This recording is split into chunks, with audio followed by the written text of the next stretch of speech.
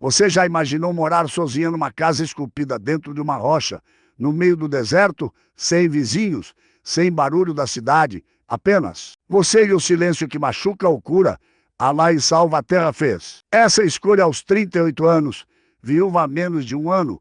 Ela não aguentava mais olhar para os mesmos lugares onde vivera com o marido. Cada esquina da cidade guardava uma lembrança que doía demais. Então, ela fez o que muitos chamaram de loucura, vendeu tudo e comprou uma casa abandonada na Serra do Mutá, interior nordestino, o Macou. Construção antiga esculpida diretamente na pedra. Os moradores locais falavam baixinho sobre aquele lugar.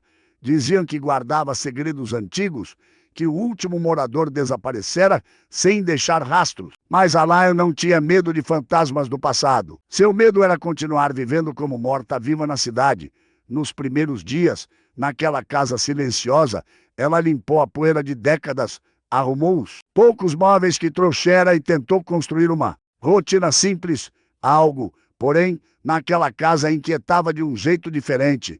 Não era medo, era curiosidade, como se as paredes de pedra quisessem lhe contar algo importante. E foi numa tarde quente, quando tentava arrumar o chão de tábuas antigas para montar um cantinho de leitura, que Alain percebeu. Uma das tábuas estava roxa. Ao levantá-la, encontrou algo que mudaria completamente o rumo da sua vida. Um diário envolto em pano velho, preservado com cuidado, como se alguém soubesse que um dia seria encontrado. As primeiras páginas revelavam o nome do antigo morador, Aldo Ramírez, um escultor solitário que vivera ali há décadas. Mas o que realmente fez o coração de Alain acelerar foi uma frase escrita logo a primeira página, com letra firme e caprichada: um dia alguém virá até esta casa não para descobrir meu segredo, mas para descobrir o seu próprio. Aquelas palavras pareciam escritas para ela. Você, Jota, assentiu que estava no lugar errado, vivendo a vida errada, rodeada das pessoas erradas. Alá e Salva a Terra sentia isso todos os dias. Depois que perdeu o marido num acidente de moto, ela continuou morando na mesma casa, trabalhando no mesmo escritório, encontrando as mesmas amigas que não sabiam mais o que dizer para consolar lá.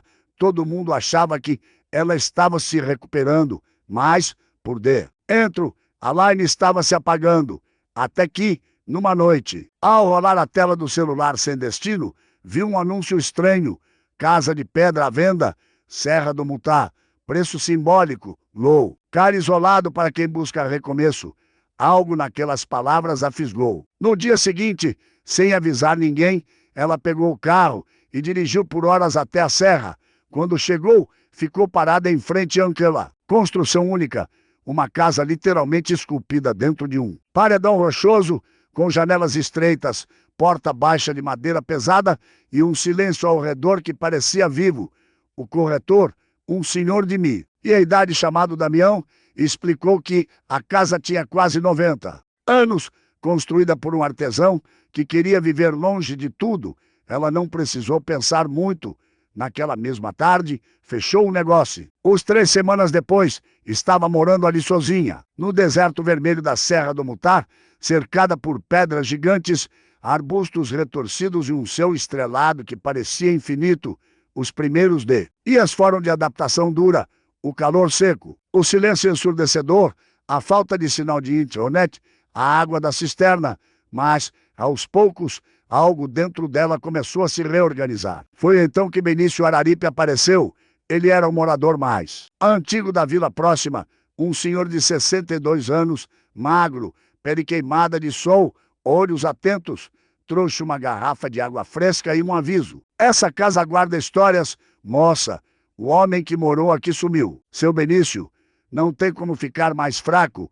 Ele balançou a cabeça, desconfiado, mas respeitou.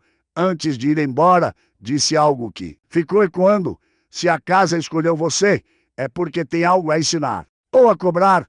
Os primeiros dias de Alain na casa de pedra foram silenciosos, mas não vazios. Ela acordava com o som do vento batendo nas frestas das janelas, tomava café olhando a paisagem árida aqui. Quando o sol ainda era uma linha fina no horizonte, ia caminhar pelo deserto. O silêncio daquelas manhãs era diferente de tudo que já experimentara. Não era o silêncio pesado da solidão urbana. Na rocha nos fundos, onde a água da chuva se acumulava e permanecia fresca, uma janela estrategicamente posicionada para capturar o vento da tarde e, criando uma corrente de ar natural. Prateleiras talhadas diretamente na parede de pedra, onde ainda restavam alguns objetos do antigo morador, um canivete enferrujado, pedaços de corda, frascos de vidro vazios. Mirela Tavares foi a primeira pessoa que Alain conheceu de verdade na região. Ela tinha 29 anos, era artesão, fazia peças de cerâmica inspiradas nas formas do deserto e vendia na feirinha da vila. Mirela apareceu uma tarde, trazendo um pote de barro com doce de leite caseiro. "Bem-vinda, vizinha distante", disse com um sorriso tímido. "Aqui a gente demora. Há para confiar, mas quando confia, é para sempre." Entre as mãos e continuou. "Minha avó dizia que Aldo tinha encontrado paz aqui, que ele não sumiu, apenas completou seu ciclo e segue. Fui em frente do jeito dele." Aquela conversa plantou uma semente na mente de Alain. Será que era possível completar um ciclo e seguir em frente? Ela ainda sentia que estava presa no passado, amarrada às memórias do marido, incapaz de imaginar um futuro. Mas algo na fala de Mirela trouxe uma fagulha de esperança. Naquela noite, Alain não conseguia dormir, ficou olhando para o teto de pedra, irregular, pensando nas palavras de Mirela. Será que Aldo tinha enlouquecido de tanto isolamento? Ou será que ele tinha descoberto algo que ninguém quis acreditar? Ela levantou, deu a lamparina a gás e começou a explorar os cantos da casa. Com mais atenção, foi então que percebeu: havia marcas nas paredes, pequenos desenhos esculpidos à mão, quase imperceptíveis. Espirais, linhas onduladas, formas que pareciam representar água, vento, raízes. Alain passou os dedos por cima, sentindo a textura áspera. Quem tinha feito aquilo? Aldo ou alguém antes dele? A casa parecia. Há um livro aberto, mas é uma língua que ela ainda não sabia ler. Alguns símbolos se repetiam, círculos concêntricos como ondas na água, linhas que subiam e desciam como montanhas e um desenho que aparecia várias vezes, duas mãos abertas, palmas para cima. Onde pretendia montar um pequeno ateliê, queria voltar a desenhar algo que abandonara depois da morte do marido. Ao mover uma prateleira velha, ouviu um rangido diferente vindo do chão. Ajoelhou-se e percebeu. Uma das tábuas estava solta. Seu coração disparou. Com cuidado, ela levantou a tábua. Embaixo havia um V-ão estreito e, dentro dele, protegido por um pano grosso e amarelado, estava um caderno de capa dura, encadernado à mão. Alain tirou o objeto com as mãos trêmulas, abriu devagar. A primeira página trazia o nome Aldo Ramírez, 1954, e logo abaixo, aquela frase que a atravessou como um raio: "Um dia alguém virá até esta casa, não para descobrir meu segredo, mas para descobrir o seu próprio." Alain fechou o diário, respirou fundo e chorou. Não sabia bem por quê. Talvez porque finalmente sentia que não estava sozinha, que alguém em outro tempo tinha passado pela mesma dor, pelo mesmo vazio, pela mesma busca desesperada por sentido e tinha deixado algo para quem viesse depois. As lágrimas que escorriam não eram só de tristeza, eram de alívio, de reconhecimento, de gratidão por ter tido a coragem de vir até ali e encontrar o que nem sabia que procurava. Alain passou a noite em claro, lendo o diário de Aldo Ramírez. A caligrafia era firme, as palavras escolhidas com cuidado, como quem escreve sabe. É do que alguém vai ler um dia. Aldo não era louco. Ele era um homem ferido que buscava a cura no isolamento, assim como ela. As primeiras páginas descreviam sua chegada à Serra do Mutai. 1954, logo após a morte da esposa durante o parto. "Eu poderia ter enlouquecido, mas escolhi vir para o deserto. Aqui a dor não some, mas ela encontra espaço para respirar." Alain sentiu um nó na garganta. Era exatamente o que ela sentia. Aldo contava que nos primeiros meses quase voltara. O silêncio era pesado demais, a solidão cortava como faca, mas, aos poucos, começou a perceber coisas, pequenos detalhes que a vida urbana não deixava ver. O formato das nuvens mudando conforme o vento, o som dos grilos anunciando chuva, as pegadas de animais na areia, contando história. S da noite. Ele escreveu sobre as primeiras semanas com uma honestidade brutal. Acordei muitas vezes querendo gritar, querendo quebrar tudo, querendo morrer. Mas não morri, e aos poucos percebi que o deserto não estava me matando, estava me ensinando a viver de novo, de um jeito que eu não conhecia. E então, numa de suas caminhadas pelas matas escondidas entre os rochedos, Aldo encontrou algo. Inscrições em pedra, símbolos antigos talhados com precisão em paredes de cavernas rasas. Ele ficou obcecado, começou a mapear, desenhar, tentar decifrar. Descobriu que aquela região tinha sido habitada por um povo desconhecido muito antes dos colonizadores chegarem. Um povo que deixara sua marca, mas não seu nome. Aldo escreveu: esses símbolos não falam de conquistas ou guerras, falam de ciclos, plantio, colheita, chuva, seca, vida, morte, renascimento. É como se quisessem nos lembrar que tudo passa e tudo volta. Alain virou as páginas com cuidado. Havia desenhos feitos, a lápis, espirais, ondas, círculos interligados e mapas. Vários mapas rudimentares indicando pontos específicos na mata. Um deles estava marcado com um X e a frase: lá deixei o que N não pude entregar. O coração de Alain acelerou. O que Aldo tinha deixado, e porque escondido, ela continuou lendo. Nas páginas seguintes, Aldo descrevia como, aos poucos, fora se curando, não porque esquecer a dor, mas porque aprender a conviver com ela. A solidão me ensinou que eu não preciso de respostas, preciso de perguntas melhores. Ele falava de como começar a esculpir novamente, criando pequenas peças que representavam gestos cotidianos. Mãos plantando, pés caminhando, rostos olhando para o horizonte. Cada escultura é uma oração silenciosa, um agradecimento por Aine, a estar vivo. Uma das passagens mais tocantes dizia: hoje percebi que minha esposa não ia querer me ver assim, destruído. Ela ia querer que eu vivesse, que eu criasse, que eu amasse de novo, nem que fosse amando o vento, a pedra, o silêncio. Amor não morre, apenas muda de forma. Mas havia algo mais. Aldo escrevia sobre um pressentimento: eu não vou envelhecer aqui, sinto cá. O meu tempo está se esgotando, mas não tenho medo. Deixei tudo preparado. Quem encontrar este diário vai entender. Não é sobre mim, é sobre quem vier depois.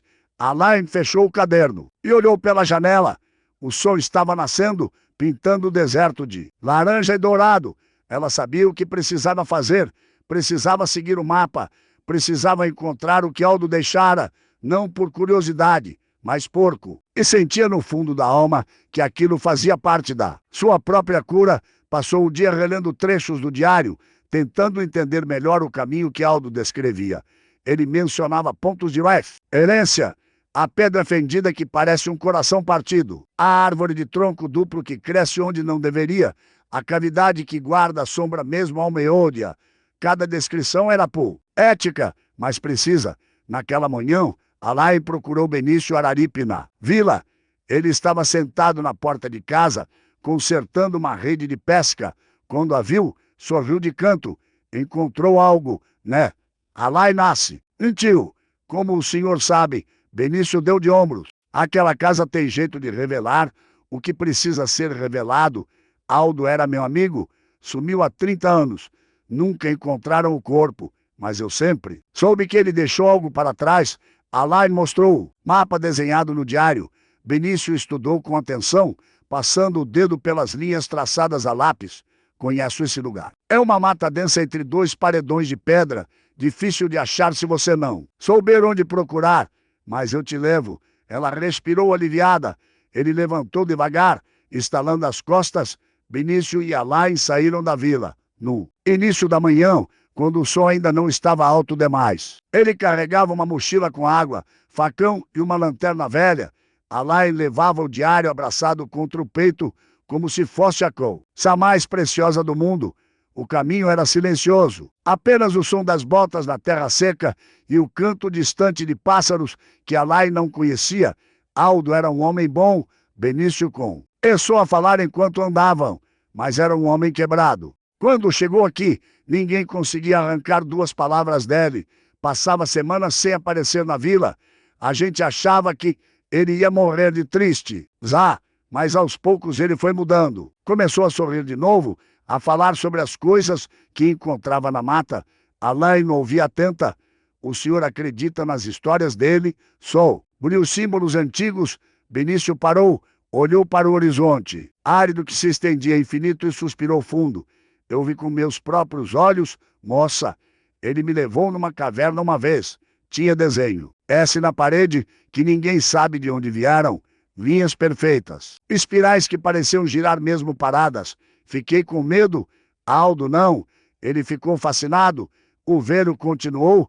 Ele dizia que aqueles símbolos eram mensagens não de deuses ou espíritos, mas de gente como a gente, que viveu aqui muito tempo atrás e quis deixar algo para quem viesse depois, uma forma de dizer: nós existimos, nós amamos, nós sofremos, nós sobrevivemos. Continuaram andando por quase 1 hora.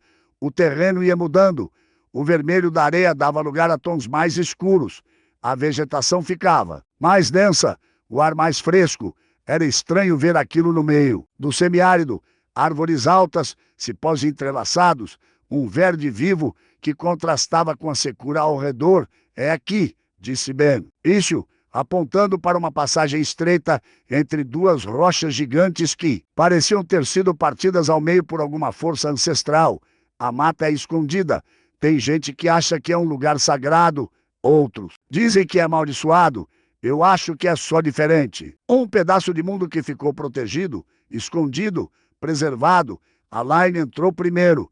O ar ali dentro era mais fresco, quase úmido. O chão estava coberto de folhas secas e raízes expostas que pareciam veias pulsando na terra. Sons diferentes ecoavam, pássaros, insetos, o vento nas copas das árvores. Ela abriu o diário e seguiu. O mapa desenhado por Aldo. 20 passos ao norte da pedra. Fendida, virar à esquerda na árvore de tronco duplo, seguir até a cavidade natural. Cada passo era uma mistura de ansiedade e emoção. Alain sentia que estava caminhando não apenas pela mata, mas por dentro da alma de Ailideu. Ela encontrou a pedra fendida, uma rocha enorme rachada ao meio, com uma abertura larga o suficiente para uma pessoa passar. O formato realmente lembrava um coração partido. 20 passos ao norte. Alain contou em voz alta, pisando com cuidado. Benício acompanhava em silêncio, respeitando o ritual.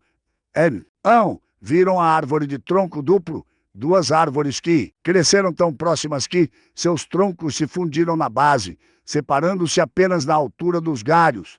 Era uma visão impressionante, quase impossível. Aldo dizia que essa árvore era um símbolo. Benício comentou: 2 vidas que se encontram e se tornam uma, mas sem perder a individualidade. Alain sentiu os olhos marejarem. Pensou no M. Arido, pensou em como suas vidas tinham se entrelaçado. Tão completamente que agora, sozinha, ela não sabia mais quem era sem ele. Seguir adiante. Finalmente, depois de alguns minutos, chegaram ao ponto indicado. Uma cavidade natural na base de um paredão de pedra, parcialmente coberta por vegetação densa. O lugar exalava uma energia diferente, não assustadora, mas reverente, como uma capela escondida na floresta. Benício usou o facão para abrir caminho entre os cipós e arbustos. Alain se abaixou e entrou. A cavidade era maior do que parecia de fora, com teto alto o suficiente para ela ficar de pé. Havia marcas nas paredes, os mesmos símbolos que ela tinha visto na casa. Espirais, círculos, mãos abertas. E lá, no fundo da cavidade, protegida da chuva e do tempo por uma saliência natural da rocha, estava uma caixa de madeira simples, do tamanho de uma caixa de sapatos. Ela pegou com as mãos tremendo. Benício ficou na entrada, respeitando o momento. Abre, moça, foi para você que ele deixou. Alain limpou a poeira da tampa com cuidado. Havia uma inscrição talhada na madeira. Para quem tem coragem de chegar até aqui. Ela respirou fundo e abriu a caixa devagar. Dentro havia várias coisas. Pequenas esculturas em madeira e pedra, representando pessoas em gestos cotidianos. Uma mãe segurando uma criança, um homem plantando, uma mule. Ele olhando para o céu, um casal de mãos dadas, mas olhando para direções diferentes. Cada escultura era simples, mas carregava uma emoção profunda que dispensava palavras, e no fundo da caixa, cuidadosamente dobrada, uma carta com o nome. Para quem chegou até aqui, Alain desdobrou a carta. A letra era a mesma do diário, mas mais trêmula, como se tivesse sido escrita. E tem um momento de grande emoção. Ela começou a ler em voz alta para que Benício também ouvisse. Se você encontrou esta caixa, é porque trilhou o mesmo caminho que eu, caminho de dor, de perda, de busca. Eu deixei essas esculturas aqui porque elas representam o que aprendi. A vida não é sobre grandes feitos, é sobre pequenos gestos que nos mantêm humanos. Abraçar, plantar, olhar para o ser. E agradecer por ainda estar aqui. Eu não fui embora porque desisti. Fui porque entendi que meu ciclo estava completo. Deixei esta casa, este diário e estas peças para quem precisasse delas. Para quem precisasse. Lembrar que a dor não é o fim, é só uma passagem. Você vai sentir vontade de desistir. Muitas vezes vai acordar achando que não vale a pena, mas vale. Vale cada amanhecer, vale cada respiração, vale cada pequeno gesto de continuar, vale. Se você está lendo isso, significa que a vida não terminou para você. Ela só está sendo reescrita e você tem a caneta na mão. Use-a com sabedoria, use-a com amor, use-a para criar algo bonito, mesmo que pequeno. E quando o seu ciclo estiver completo, deixe algo para quem vem depois. Essa é a corrente que nos mantém vivos mesmo depois de partirmos. Alain não conseguiu segurar. Chorou ali mesmo, ajoelhada no chão da caverna, abraçada à caixa. Benício se aproximou devagar e colocou a mão no ombro dela em silêncio. Não havia o que dizer, havia apenas o que sentir. Depois de alguns minutos, Alain limpou as lágrimas, olhou para as esculturas uma por uma, guardou-as de volta na caixa com cuidado reverente e levantou. Obrigada, Aldo. Ela sussurrou para o ar, que preenchia a caverna. Obrigada por me lembrar que eu ainda estou viva e que isso significa alguma coisa. Alain voltou para a casa de pedra. Diferente, não era mais a viúva perdida que chegara ali meses atrás. Era uma mulher que tinha encontrado um propósito, uma razão para acordar todos os dias. Ela limpou a caixa de Aldo com cuidado, usando um pano úmido para remover décadas de poeira. Sem danificar a madeira, colocou as esculturas em uma prateleira que montou na sala, cada uma em seu próprio espaço, como pequenos altares de gratidão, e pendurou a carta emoldurada na parede principal da casa. Aquelas palavras precisavam ser vistas todos os dias, precisavam ser lembradas toda vez que a dor ameaçasse voltar. Nas semanas seguintes, algo dentro dela se reorganizou de verdade. Era como se peças espalhadas de um quebra-cabeça finalmente começassem a se encaixar. Ela voltou a desenhar, primeiro apenas rabiscos, sem compromisso, linhas que não levavam a lugar nenhum, formas abstratas que surgiam sem planejamento. Mas, aos poucos, os desenhos ganharam forma, intenção, vida. Depois, começou a esculpir. Usava pedaços de madeira que encontrava na mata. Cada escultura era um pedaço da sua história. Uma mão estendida oferecendo ajuda, um coração rachado sendo remendado com fios de ouro na técnica japonesa do kintsugi que ela lera sobre. Uma mulher de costas, olhando para o horizonte com determinação. Mirella visitava com frequência, às vezes trazendo materiais, outra. Às vezes apenas companhia, trazia argila especial, ferramentas de modelagem, livros sobre técnicas de cerâmica. Ficava horas conversando enquanto trabalhavam juntas, lado a lado, mãos sujas de barro, criando coisas que antes não existiam. Você está renascendo, Alain, disse Mirella um dia, enquanto modelava a argila ao som do vento batendo nas janelas. Dá para ver nos seus olhos. Você está voltando, não como era antes, mas como algo novo, algo mais forte. Foi então que Caio Montalvão apareceu. Ele era geógrafo, 45 anos, estudioso dedicado da vegetação da região semiárida e professor universitário em licença sabática. Alto, barba grisalha, óculos de aros finos, jeito calmo de quem está acostumado a observar mais do que falar. tinha ouvido falar de Alain através de Benício e principalmente das descobertas de Aldo sobre as inscrições antigas. Apareceu numa manhã de sábado, educado, tímido, trazendo livros grossos sobre geografia Riemann. E mapas detalhados da região. Desculpe aparecer sem avisar, disse ele, meio sem jeito, mas posso conversar sobre o trabalho do senhor Aldo. Estudo essa região há 15 anos e as inscrições que ele documentou são incrivelmente importantes do ponto de vista histórico e antropológico. Alain o recebeu com café quente e pão caseiro que tinha aprendido a fazer, seguindo receitas que Mirella ensinara. Caio folheou o diário com reverência, como quem manuseia algo sagrado. Fotografou os desenhos com cuidado, pedindo permissão antes de cada clique. Fez anotações meticulosas em um caderno pequeno que carregava no bolso. Isso aqui é ouro puro para a história da região, ele disse, empurrando os óculos para cima com o indicador. Aldo documentou símbolos que ninguém mais registrou. Com sua permissão, eu gostaria de escrever um artigo acadêmico sobre isso. Dar o crédito a ele, ao trabalho dele e a você por preservar e valorizar isso. Alain concordou, mas fez um pedido firme. Ou se parte do trabalho for destinado a ajudar a comunidade local. Aldo não fez isso por fama ou reconhecimento. Fez por amor, por necessidade de criar sentido. Eu quero orar isso. Quero que alguma coisa boa venha disso para as pessoas daqui. Caio sorriu. Um sorriso genuíno que iluminou o rosto. Feito. Vou propor que os direitos autorais sejam revertidos para um fundo comunitário e vou incluir você como coautora, se aceitar. Afinal, foi você quem trouxe isso à luz. Nos meses seguintes, a Casa de Pedra se transformou completamente. Deixou de ser um refúgio silencioso e solitário. Virou ponto de encontro, lugar de criação, espaço de cura coletiva. Alain montou um pequeno ateliê onde produzia esculturas e, mais importante, começou a ensinar técnicas básicas, as de modelagem para quem quisesse aprender. Mirella ajudou a divulgar na vila e nas redondezas. Pessoas começaram a aparecer, primeiro apenas curiosos, querendo ver a casa famosa de Aldo, a mulher que veio, ou da cidade, as esculturas estranhas, depois. Interessados de verdade, crianças com olhos brilhantes, querendo sujar as mãos de argila, jovens sem perspectiva buscando uma habilidade nova e osos procurando um hobby, um jeito de preencher o tempo que sobrava.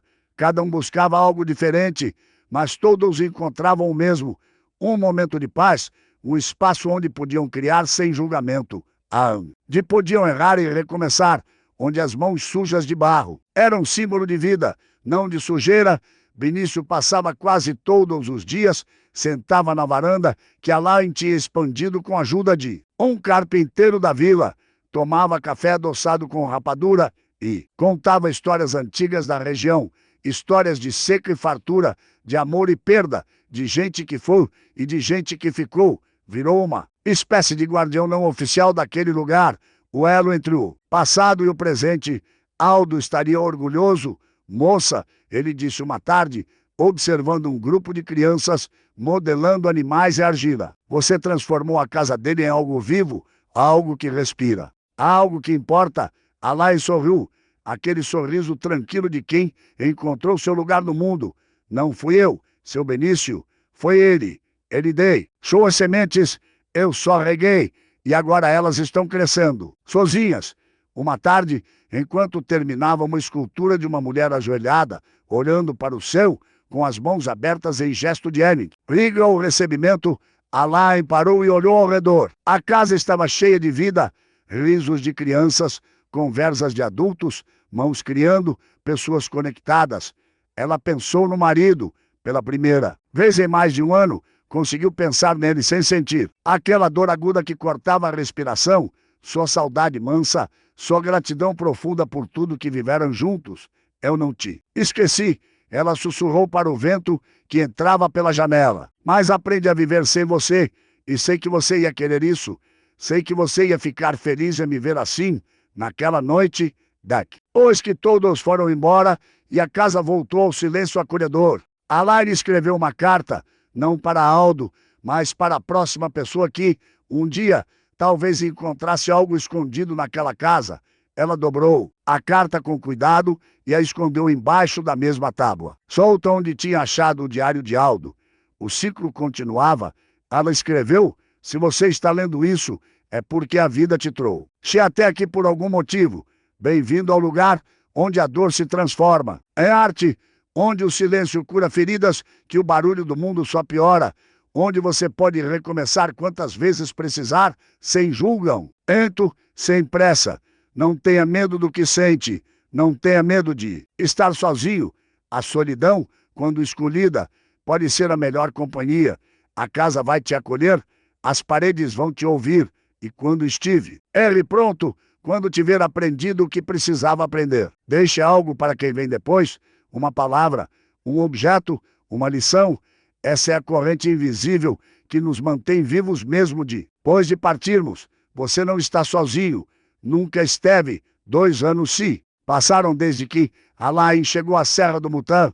2 anos que pareciam 2 vidas inteiras. A casa de pedra não era mais um refúgio silencioso e solitário. Era um ponto de encontro, um farol de esperança, um lugar onde histórias de dor se transformavam em histórias de superação. O trabalho de Caio rendeu fruto. Os inesperados.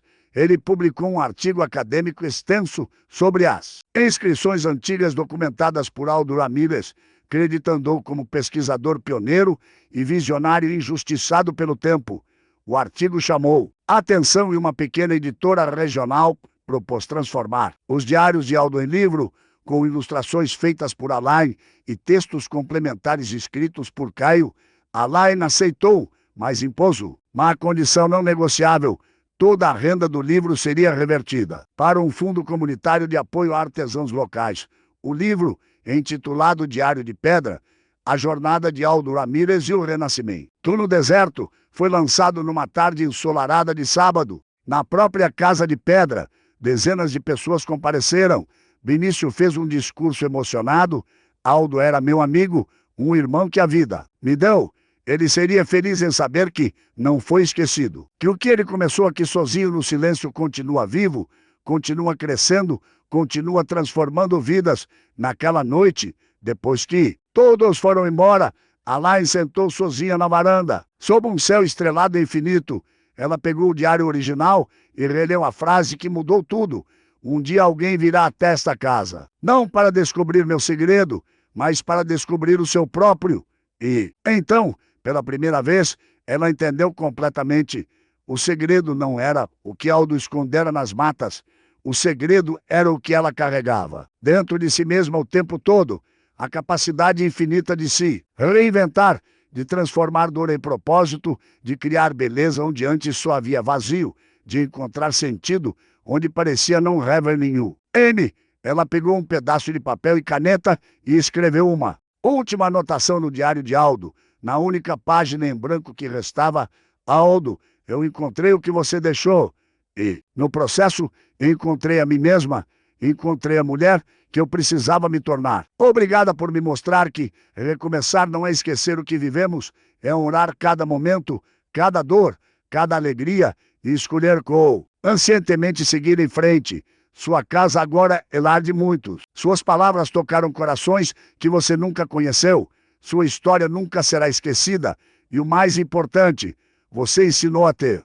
Dos nós que isolamento pode ser cura, que silêncio pode ser resposta, que pequenos gestos importam mais que grandes feitos, que cada pessoa que passar por aqui encontre o que você encontrou, a coragem de viver nova.